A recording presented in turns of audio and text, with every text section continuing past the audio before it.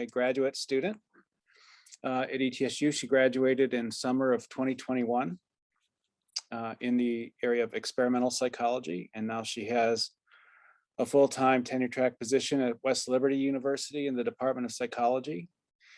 Chelsea has published in the area of trauma-informed principles and actually published a book with her mom. They co-authored a book titled Promoting Positive Learning Experiences in Middle School Education. Chelsea started out at ETSU to study with me in the area of children's language acquisition in early childhood, infancy, and toddlerhood. But something happened in the course of that study, and we both took a deviant path in studying language acquisition, and we both became interested in ACEs and ACEs mitigation and prevention, which I knew nothing about 5 years ago when Chelsea started here. And I've set on a new learning curve to learn about it ever since. And so is Chelsea, and I did it kind of with her permission, because she didn't come here to study ACEs. She came here to study children's language acquisition. And if we were going to go off in that direction, I needed to make sure that it was okay with her. And it was, and we did. And so Chelsea did her dissertation on what I think is a really important topic on mitigating the effects of ACEs and adverse childhood experiences in adulthood in the workplace, particularly in higher education settings. So we asked Chelsea did her dissertation here at ETSU using ETSU faculty or instructors. They weren't necessarily faculty, some were graduate students, and collected data. She continues the project at West Liberty University, and is here to tell us where she is and what the status of the research is. So Chelsea, I'll turn it over to you at this point. All right, well, thank you for that introduction. Let me see here. There we go. So again, thank you for that introduction. I first wanted to begin by thanking the SBI for inviting me to give this talk. This is a topic I'm very passionate about, and it's a line of research that I hope to continue for many years if I am so allowed to do that. So the title of my study was Perceptions of Resilience-Informed Education in Post-Secondary Instructors. Now, when it comes to the background information for where I came up with this topic, I'm sure many of us here are aware of the background literature, particularly the landmark ACEs study by Felitti et al. In the late 90s. And the researchers here, they found that adverse childhood experiences were overwhelmingly common. So ACEs are going to encompass a lot of experiences that children may experience. So abuse, physical, emotional, and sexual abuse, could be physical and emotional neglect, and could also be a number of types of household dysfunction. So mental illness, an incarcerated relative, substance abuse, domestic violence, and parental divorce or separation.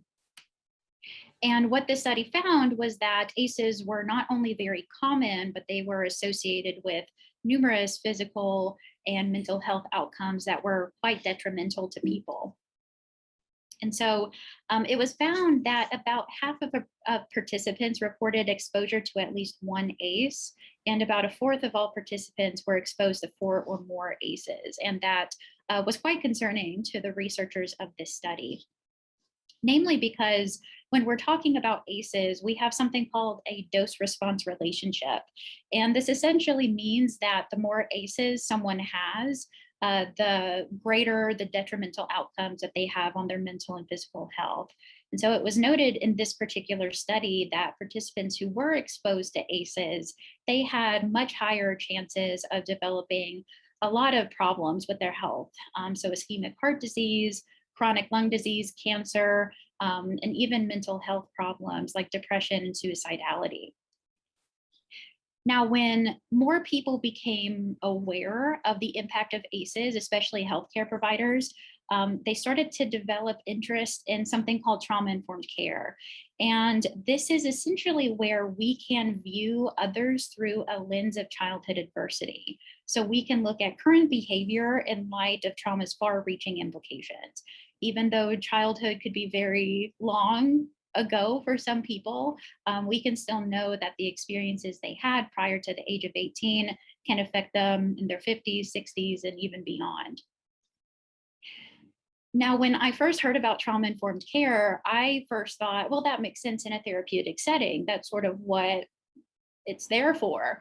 But as more people became aware of the impact of ACEs on development, people started to realize that trauma-informed care can extend beyond the therapeutic setting into a lot of other organizations. I frequently have heard of the phrase, you don't have to be a therapist to be therapeutic. There's this idea that although you may not be a mental health clinician, you might not have anything to do with psychology even, you can still play an important role in developing trauma-informed care in whatever organization you're in.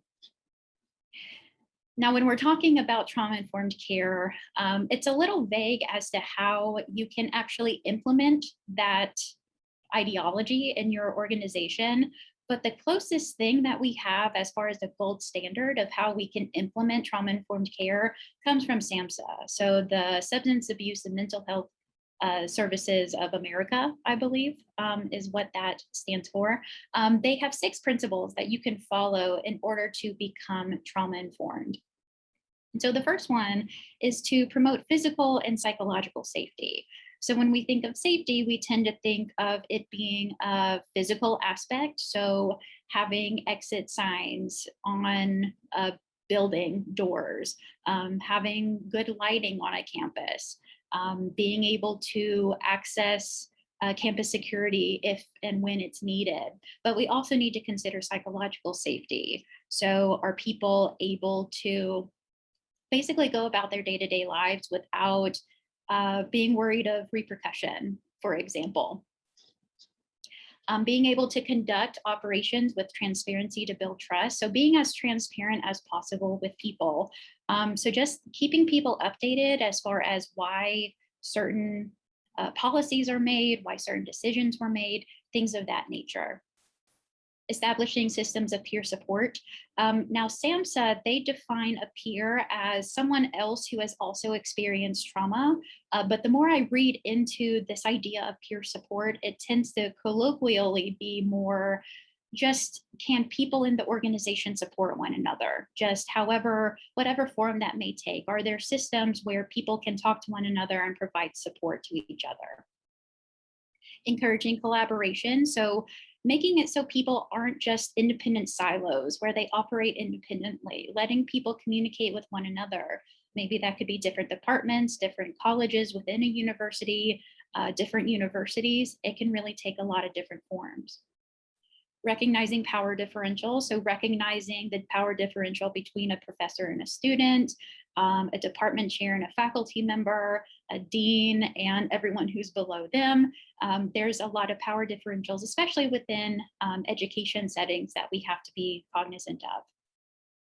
And then finally, dismantling oppressive systems. So being aware of things like sexism, racism, xenophobia, and actively working against those. You can't really be trauma-informed if you are going to perpetuate those oppressive systems. Now, when it comes to trauma-informed care in education, there's not really so much guidelines as to how exactly we can do this in trauma, like be trauma-informed in an educational setting.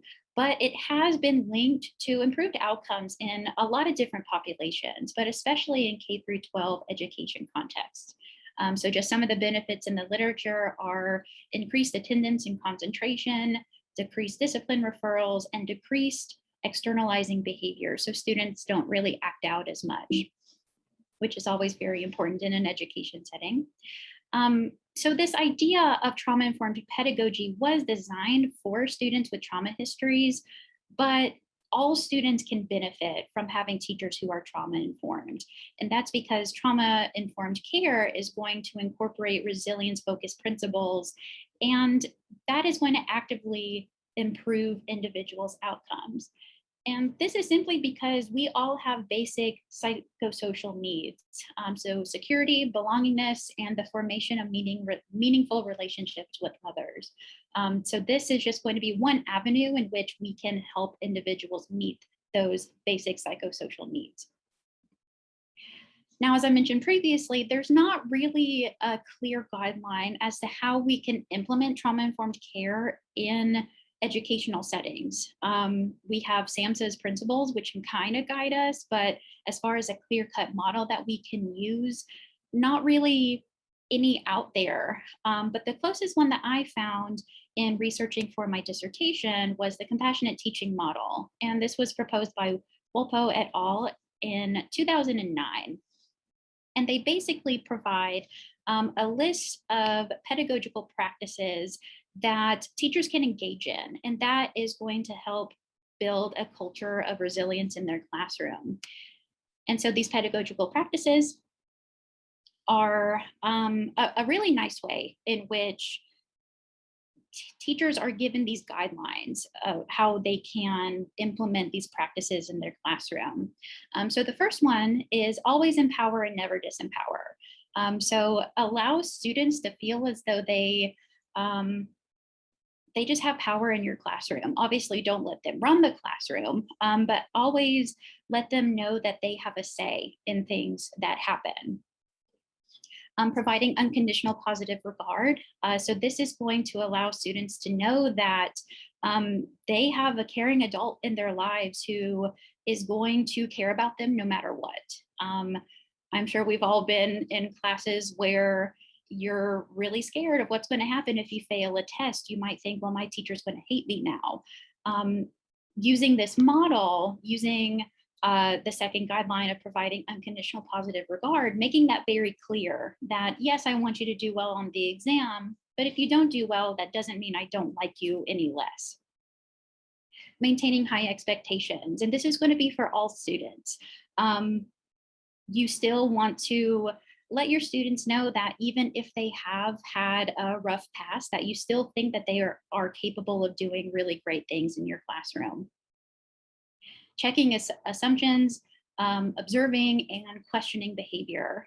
This is a really important one. Obviously, they're all going to be important, but I think this is quite a relevant one in today's society.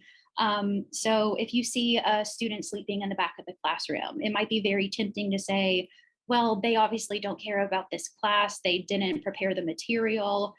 They didn't do X, Y, and Z. But you can also check that assumption and say, well, what if something happened last night where they had to be up very late? What if they're sick? What if they're struggling with some mental health issues? Just doing those things and sort of checking your assumptions as far as where behavior is coming from. Being a relationship coach.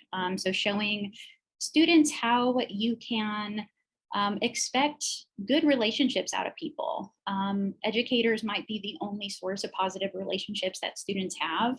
And so for teachers to be cognizant of that is going to be very important.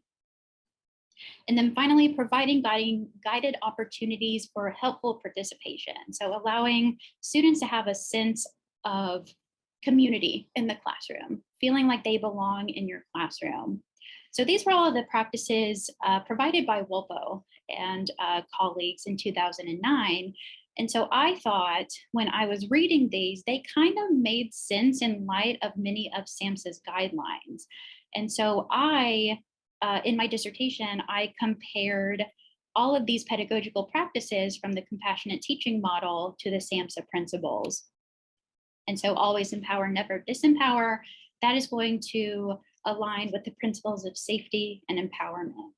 Providing unconditional positive regard, trust and transparency, maintaining high expectations, empowerment, voice and choice. Check assumptions, observe and question, being aware of those cultural, historical, and gender issues.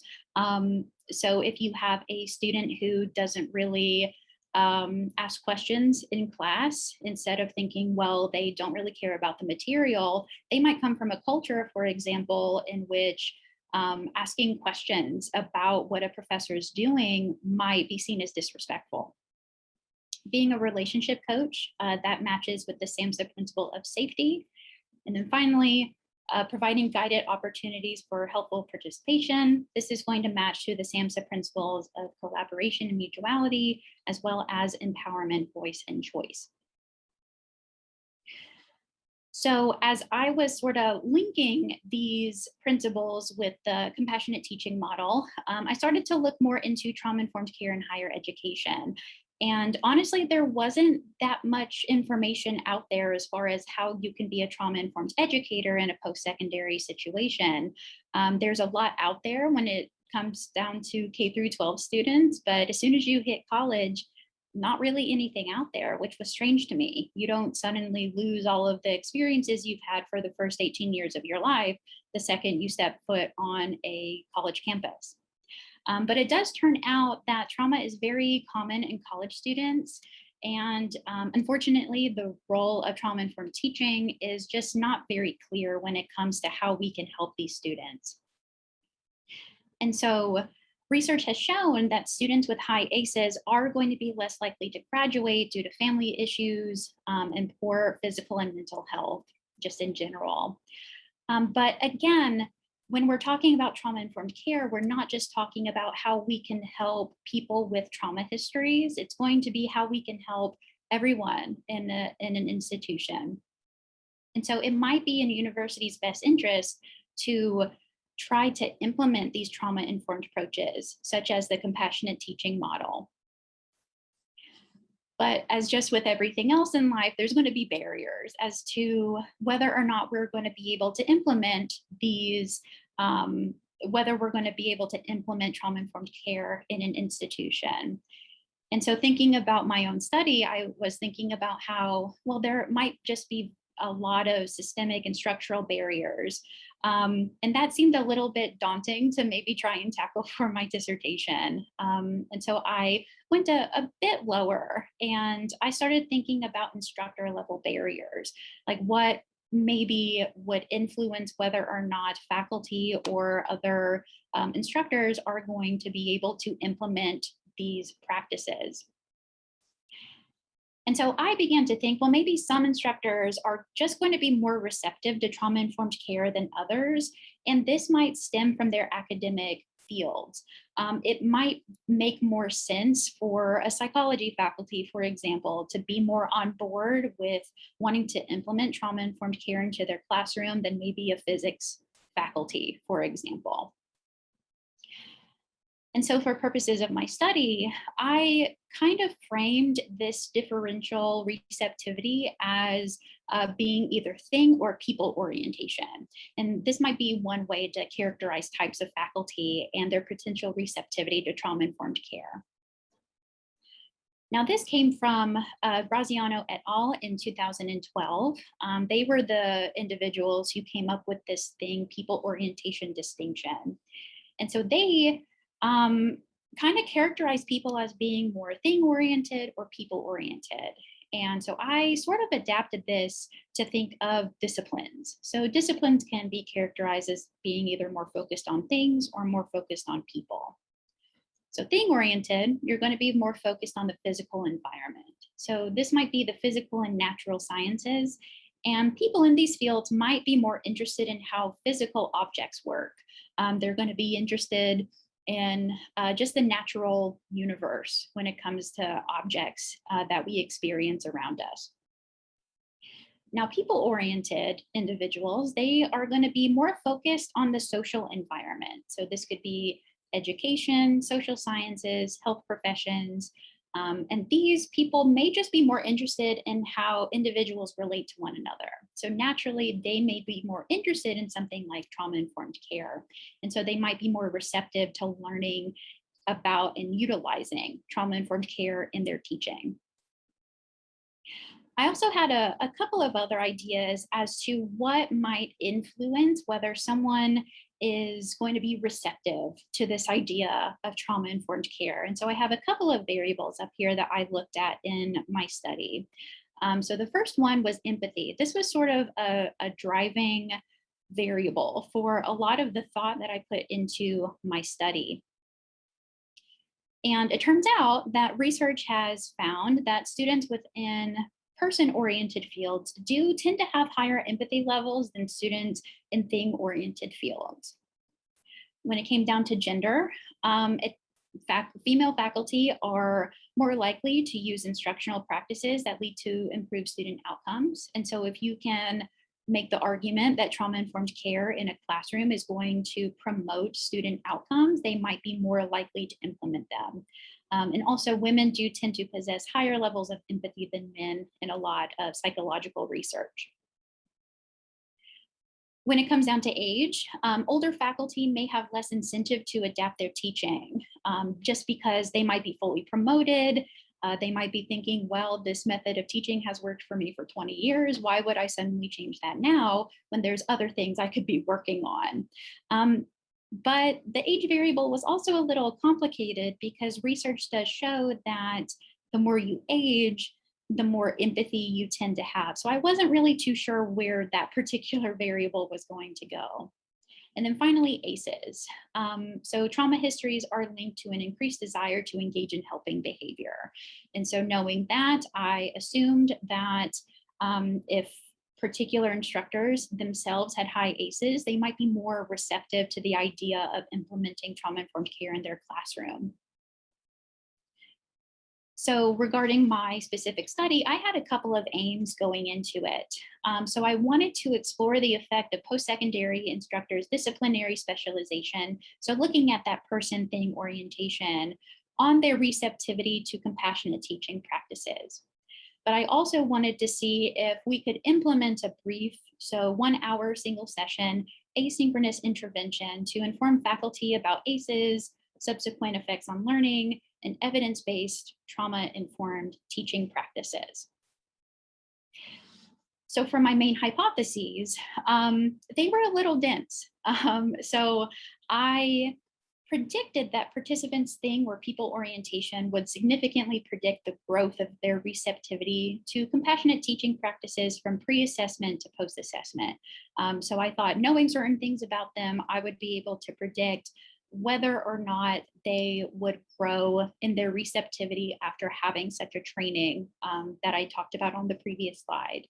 But this was going to be after controlling for all of those variables that I just mentioned. So age, ACE scores, gender identity, empathy scores, and just already established knowledge of compassionate teaching practices. But I also had a couple of implicit hypotheses because I was dealing with change. I had a couple of hypotheses that were assumed in that change variable.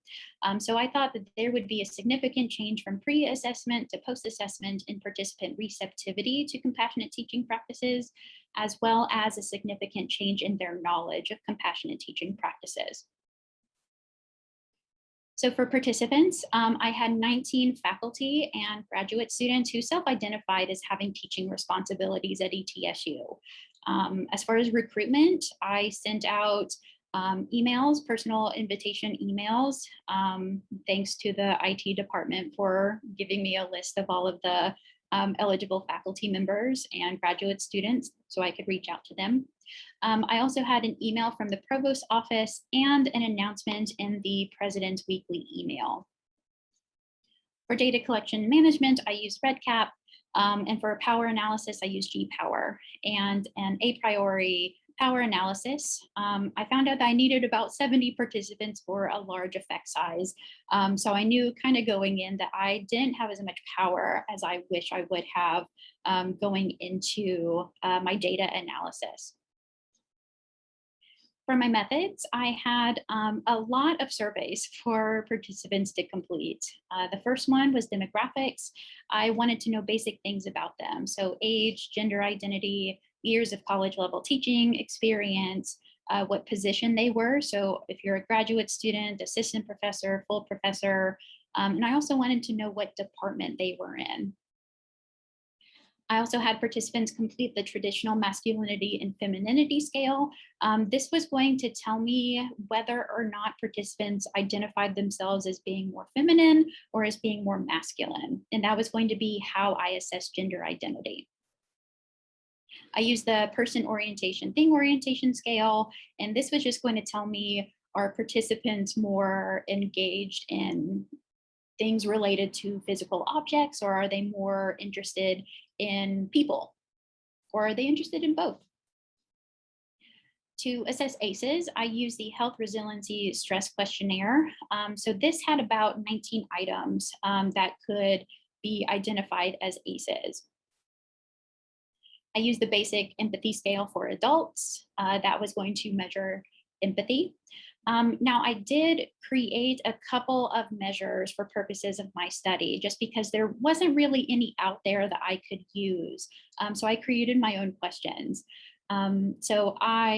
To assess knowledge about compassionate teaching practices, I asked a couple of questions to indicate whether or not participants were familiar with the idea of ACEs, if they already knew what they were, if they had no idea what ACEs even stood for, if they heard about trauma-informed care, or whether that was just a completely new topic for them.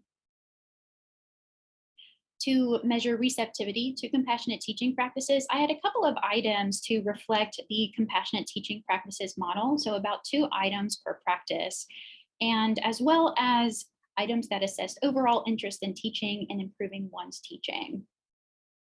I also had 2 miscellaneous items. So I wanted to see what were the reasons why participants entered academia in the first place. Was it going to be primarily to engage in the research community? Was it going to be the ability to teach? Was it both? I don't think I had any neithers, which was good. I know that was a point of discussion when creating this particular scale. So I had a lot of things for participants to do. So for the pre-assessment, participants completed all measures. Then they completed an intervention, which was about 75 minutes. It was an asynchronous video that they were linked to after completing the pre-assessment measures. And this intervention was just a brief introduction to ACEs, brain development, and the impact on learning that ACEs have. The utility of reflection and personal relationships, as well as the compassionate teaching model. And then approximately 1 week post-intervention, I had a post-assessment, which reassessed empathy, knowledge of compassionate teaching practices, and receptivity to compassionate teaching practices. Again, because I wanted to see if there was growth from the pre-assessment to the post-assessment. So the good news is that participants did sort of find that the intervention was useful. So we see here that on average, participants on a scale of 1 to 5, with 4 indicating that they agreed to these items, they found the training to be helpful. They indicated that they learned something new in the training, and they felt confident in their ability to implement some of the ideas and practices discussed in the training. So this was a good sign. This was one of the first things I looked at looking at my dissertation data. And I was pretty relieved about that because this was really going to be the crux that the rest of my analyses were going to rely on. So when it comes to my actual analyses, I performed a multiple regression, and it turns out that I didn't really have anything significant here. So the way that I was thinking after controlling for participant age, gender, ACEs scores, after controlling for all of those, their people and thing orientation was not a significant predictor when it came to their change in receptivity. And additionally, none of my predictor variables were significant. So at this point, I was feeling a little defeated. I was like, well, that's unfortunate. But Dr. Dixon suggested that I do some post-hoc analyses, and that's where I found some really interesting stuff. But before I did that, I had a couple of implicit hypotheses to cover. And so unfortunately, the difference between pre and post-intervention receptivity to trauma-informed practices was non-significant. So there wasn't really any growth there. But there was growth in knowledge of compassionate teaching practices. And so that was sort of a little victory right there. Now, when it comes to the pre-assessment, this is where the post hoc analyses came in. So even though their orientation scores, so whether they were more thing-oriented or people-oriented, if that didn't predict the change in their receptivity scores, maybe it predicted their initial receptivity scores. And so that's where I dug a little deeper. These weren't my initial hypotheses, but it was still a possible point where we can maybe see what was going on with this particular sample. And so instead of looking at the change of receptivity, I looked at the pre-assessment receptivity as my outcome variable. And it turns out that I was able to say that the null was rejected. And so in simplified terms, it means that there was something there that was significant and that was worth looking more into. And it also turned out that pre-assessment empathy, the people orientation average, and how feminine participants indicated themselves as being were all significant predictors of how receptive they were to compassionate teaching practices pre-intervention. So that was a piece of information that was very, I felt redeemed in finding out this information. So I'm glad that I was able to look at the pre-receptivity scores. But when it came down to looking at the data, I realized that there was a pretty significant participant attrition rate. There were a lot of people who began the study, but who did not complete it. And so I wanted to see, are there significant differences in the people who completed my study versus people who maybe signed the consent form, did a couple of surveys, and then dropped off. And so I did a couple of tests to determine if there were significant differences. I first did a chi-square test. And the only significant difference was that participants' current position and their completion status were related. It turned out that graduate students were more likely to complete compared to other groups. So like assistant professors, associate professors, full professors. I also did a couple of independent samples t-tests because it looked like there were differences in completers and non-completers characteristics, but none of these were actually significant. And so here I wanted to see if maybe completers tended to be more female, if they tended to be more white, if they tended to be more so on. So I looked at female versus non-female, white versus non-white, heterosexual versus non-heterosexual, and then ACEs status. So less than 4 ACEs or 4 or more ACEs. Because looking at the raw data, it seemed like some of these were showing significant differences between completers and non-completers, but after completing the independent samples t-tests, none of these were significant. So returning back to my aims, so I first wanted to explore the effect of post-secondary instructors' orientations on their receptivity to compassionate teaching practices. And unfortunately, they didn't really significantly explain anything. So they didn't explain the change in receptivity to compassionate teaching practices. But it was good that participants did tend to find this training to be helpful, that they learned something new, and that they felt like they could implement some of the practices and ideas from the training. For my implicit hypotheses, the present training did not appear to influence participants' receptivity, but it did appear to improve their knowledge. So even though I didn't really get the outcome I was hoping for, I got a pretty decent outcome. For post hoc analyses, I was really interested in the variables that did predict participants' pre-assessment receptivity scores. And so the first one was pre-assessment empathy scores. And this was expected because empathy was considered a major driving force in predicting receptivity just overall. So that was expected. It was also expected that people orientation scores would positively predict participants' pre-receptivity scores. And this was, again, because this was kind of a major assumption made throughout my study. Femininity, in terms of gender identity. This was also expected because women tend to be more empathetic than men.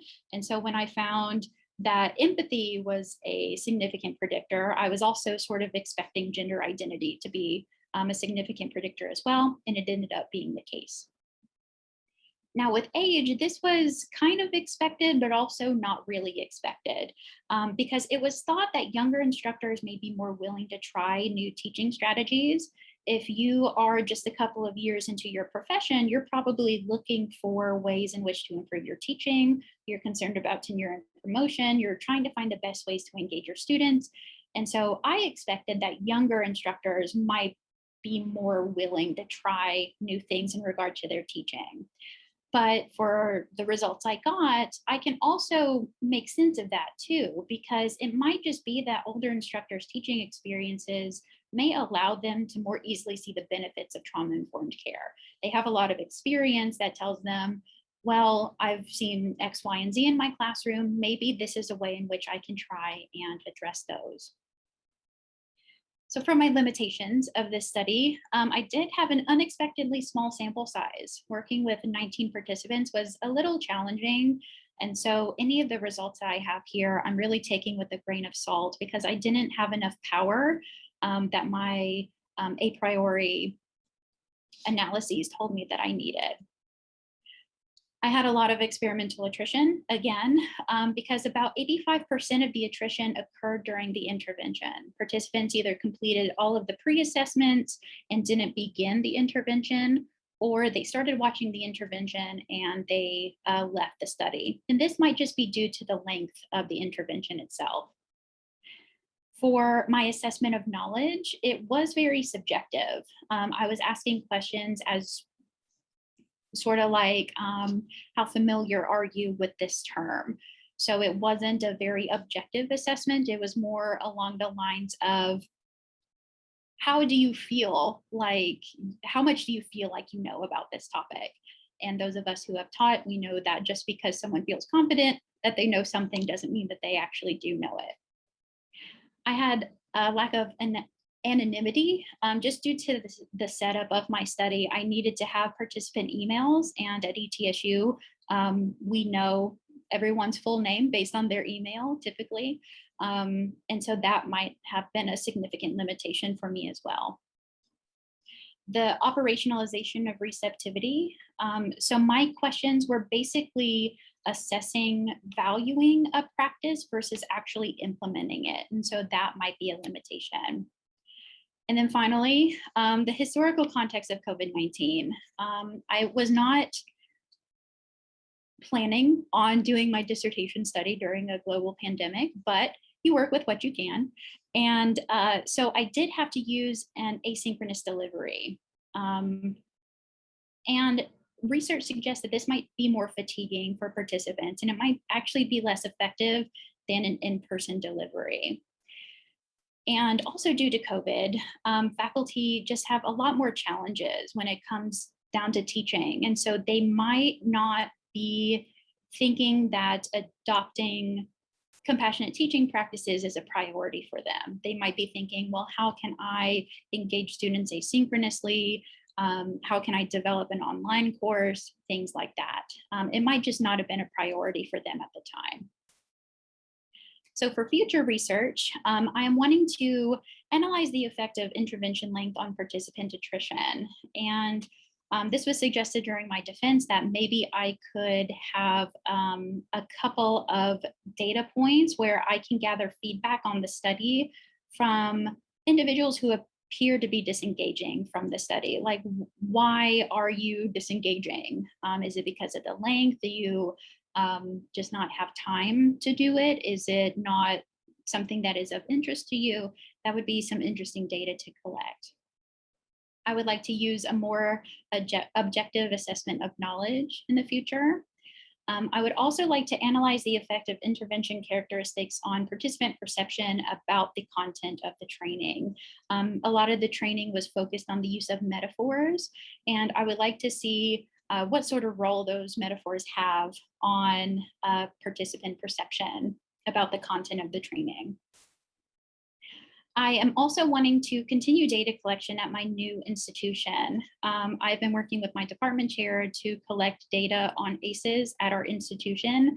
And we have some relatively high ACE scores. So for faculty, we were able to get data from 44 faculty, have an average ACE score of about 2.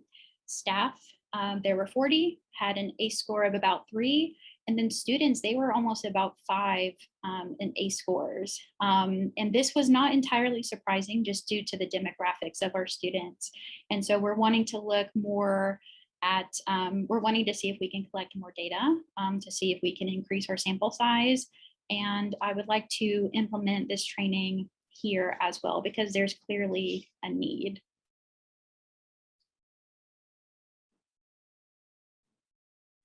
All right. All right, thank you, Chelsea. I assume at this point you're open for questions. Yeah, definitely, thank you. One question I had was you'd said that you had 19 completers, but you had a lot more data on the pre-assessment. How many participants did you have for the pre-assessment? I think for the pre-assessment, it was about 50 something. I had a lot of, that was sort of why I was able to do the pre and post assessment, was because I did have a fair amount of people who did complete all of the pre-assessment. I think that number was about 50 participants. So what my takeaway from that is the people who say, I don't want to be receptive to compassionate teaching. You can predict who's going to be likely to say that if you know, what was it? Now remind me, there was empathy score. If you have high empathy score, you're likely to say, yeah, I'm interested in changing my compassionate teaching practices. People orientation.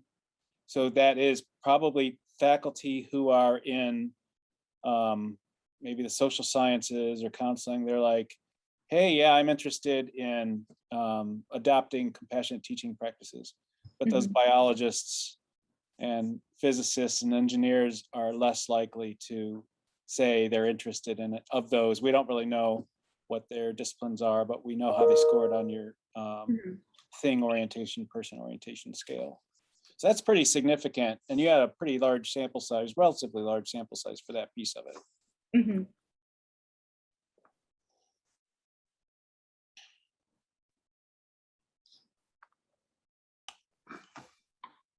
Chelsea, I was interested in the last little bit of data that you showed about the ACEs scores in your student population. And my response to that is, I know. but I don't, having said that, I don't know what the average is in the United States or what the range is. I really don't know anything about that data. It just seemed high. Do you? I know that it highly varies depending on what area of the country you're in. I know that just certain demographics tend to have more ACEs, like women, people of color tend to have more ACEs compared to other peers of theirs. I don't know about the average in like the United States, although I know of some of the statistics as far as, the Validity study. So many people, like such a percentage, had at least one ACE. I need to look into that though, because when I was looking at this data for our population, I first looked at the faculty and I said, okay, that's not terrible. Staff, it went up a little bit, and then students was like, oh, that's 5 on average. And that was a little concerning, not surprising, but still very concerning just due to the area that we're in. There's a lot of like drug abuse, there's a lot of gambling problems. Just demographically, I was not very surprised, even though it's a little concerning. Chelsea, and as a tag on to that, I'd be curious to know if many of the faculty or staff that took the survey versus the students are not from that area. That would be. I'm trying to think about why that would be different. Generational maybe, but also maybe they came from other areas. That very well could be. just anecdotally, I know that a lot of faculty aren't from the area.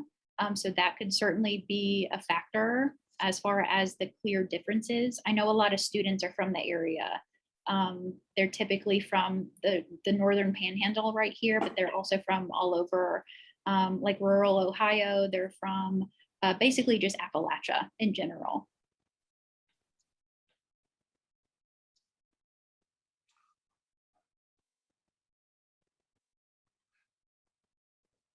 Just to tag on that, also, the faculty will have achieved a lot higher level of education than the general undergraduate population, and that sort of acts as a filter for reducing ACEs.